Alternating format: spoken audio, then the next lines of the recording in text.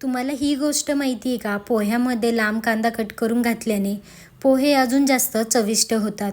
म्हणून आमच्या घरी जेव्हा कधी पोहे बनवले जातात ना, तेव्हा आवर्जून लांब कांदा कट करूनच घातले जातात.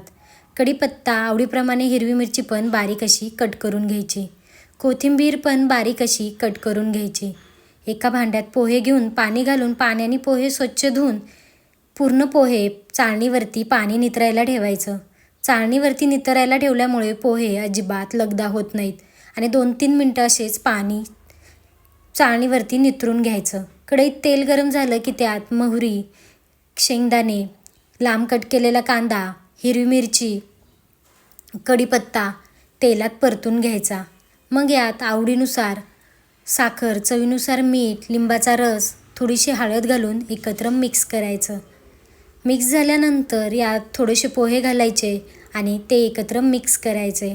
थोडे पोहे घालूनच मिक्स करायचे, कारण की ते अजून तुटत नाहीत आणि लगदाही होत नाहीत. मग वरतून बारीक चिरलेली कोथिंबीर, 2 चमचे तूप घालून झाकून एक 5 मिनटं दणदणीत वाफ द्यायची. मग 5 मिनटानंतर तयार झाले हे आपले मस्त असे कांदा पोहे. यावरती ओल्या नारळाचा किस, शेव आणि बारीक चिरलेली कोथिंबीर आणि लिंबाची